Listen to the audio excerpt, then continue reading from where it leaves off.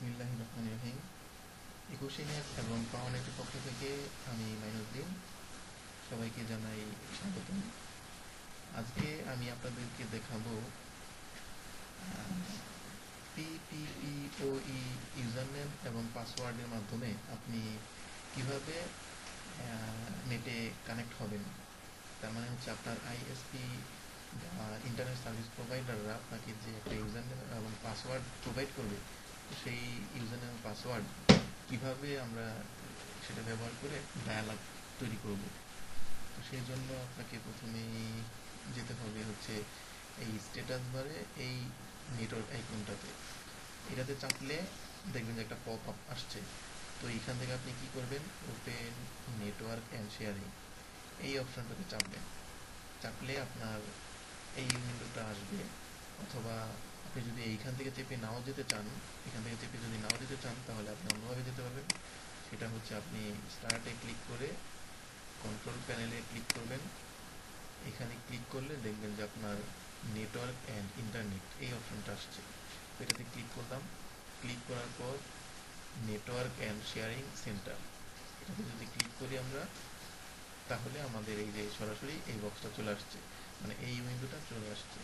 তো এই উইন্ডোটা আমরা শর্টকাটে কিভাবে আনি আমরা প্রথমে দেখাইছি আপনাদের, আবারও দেখাই। এই নেটওয়ার্ক আইকনটাতে ক্লিক করে ওপেন নেটওয়ার্ক অ্যান্ড শেয়ারিং এখানে ক্লিক করলাম। ক্লিক করার পর এরপর set up a new connection on network এটাতে ক্লিক করলাম। ক্লিক করার পর এই উইন্ডোটা আসলে আমরা নেক্সটে ক্লিক করব। তার মানে কি, কানেক্ট টু দি ইন্টারনেট এই অপশনটাতে রেখে নেক্সটে ক্লিক করব। নেক্সটে ক্লিক করার পর ব্রডব্যান্ড পিপিপিওই, ঠিক আছে। তো এইটাতে ক্লিক করলে আমরা আমাদের এই উইন্ডোটা আসবে, যেখানে আমাদের ইউজার নেম এবং পাসওয়ার্ড যেটা আমাদের আইএসপি আমাদেরকে প্রোভাইড করবে সেটা লেখার জন্য অপশন আসবে। এই যে এখানে লেখা আছে name your ISP give you, মানে আইএসপি আপনাকে যে নেমটা দিবে সেটা এখানে প্রোভাইড করতে হবে। যেমন আমার আইএসপি আমাকে প্রোভাইড করছে আমার ইউজার নেমটা, যেটা হচ্ছে POWERNET পাওয়ার নেট আমার ইউজার নেম যেটা। তো আমি বসাই।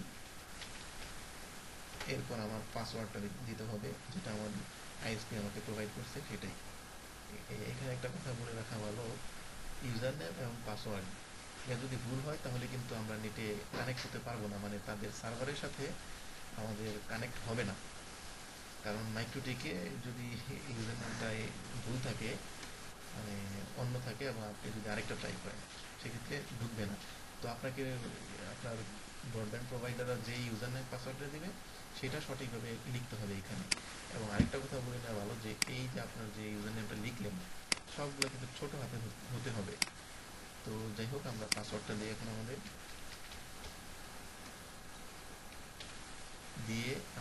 এই যে রিমেম্বার দিস পাসওয়ার্ড এই অপশনটাতে টিক দিয়ে দিতে হবে।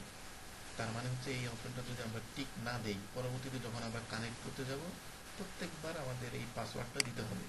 সেজন্য অলরেডি আমরা এটাকে ক্লিক করে মানে টিক দিয়ে রাখবো, যেন আমাদের একবারেই পাসওয়ার্ডটা দেওয়া থাকে এবং বারবার পাসওয়ার্ডটা কষ্ট করে দিতে না হয়। যাই হোক, এটাতে টিক দেওয়ার পর আপনি কানেক্টে চাপবেন। চাপলেই একটু এতে ঢুকতেছে। তার মানে আমার ইউজার নেম এবং পাসওয়ার্ড সঠিক বিধায় কোনো ধরনের সমস্যা করতেছে না, সরাসরি ঢুকে যেতেছে। এই তো ঢুকে গেছে। তার মানে এখন কি লেখা আসলো, you are connected to the internet, browse the internet now. তার মানে আমার ইউজার নেম এবং পাসওয়ার্ডটা সফলভাবে তাদের সার্ভারে কানেক্ট হয়েছে।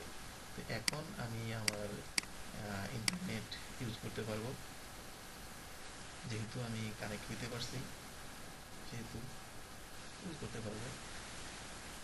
আমরা দেখাই একটু আসলে হয়েছে কিনা। আমরা গুগলে ঢুকলাম, এখানে লিখলাম ইন্টারনেট সার্ভিস ইন হামায়তপুর। এই তো ইন্টারনেট সার্ভিস হামায়তপুরে কি আছে, নন বিডিং, মানে পাওয়ার নেট আর কি, কিন্তু চাপলে পাওয়ার নেট আসার কথা। এই তো আমাদের পাওয়ার নেট। যাই হোক, এভাবেই আপনার টিপিওই ইউজার নেম এবং পাসওয়ার্ড দিয়ে আপনি নেটে কানেক্ট হবেন। তো আবার যখন ডিসকানেক্ট করবেন সেটা কিভাবে, এই যে নেটওয়ার্ক আইকনটাতে ক্লিক করলে ব্রডব্যান্ড কানেকশন কানেক্টেড আছে, এটাতে ক্লিক করে আপনি ডিসকানেক্ট করবেন। তো এরপর পরবর্তীতে আবার কানেক্ট হবেন কিভাবে, এটা তো প্রথমবার ক্রিয়েট করা দেখাইলাম। তো নেক্সট টাইম মনে করেন আপনি কম্পিউটার বন্ধ করে চালু করার পর এইভাবে থাকবে। এটা হচ্ছে আপনার নর্মাল ডেস্কটপ আর কি, নর্মাল কি বলে স্ক্রিন আর কি। যাই হোক, এইখানে নেটওয়ার্ক আইকনটাতে ক্লিক করার পর দেখবেন যে আপনার ডায়াল আপ ব্রডব্যান্ড কানেকশনে চাপলেন, কানেক্টে চাপলেন। এখন ওই যে প্রথমে একটা কথা বলছিলাম যে টিক চিহ্ন দিয়ে রাখছিলাম, তো সেই জন্য এখানে আমার পাসওয়ার্ডটা দিতে হচ্ছে না। কারণ কি, সেখানে টিক চিহ্ন দিয়ে রাখছিলাম আমি, যেমন এখানে টিকটা উঠিয়ে দিই, এই যে এখন পাসওয়ার্ড দেওয়া লাগতেছে, টিক চিহ্ন থাকলো, এখন কিন্তু আবার দেওয়া লাগতেছে না। তো এখন কি কানেক্ট করলেই সরাসরি কানেক্ট হয়ে গেল। এই হচ্ছে ব্যাপার। তো সবাই ভালো থাকেন।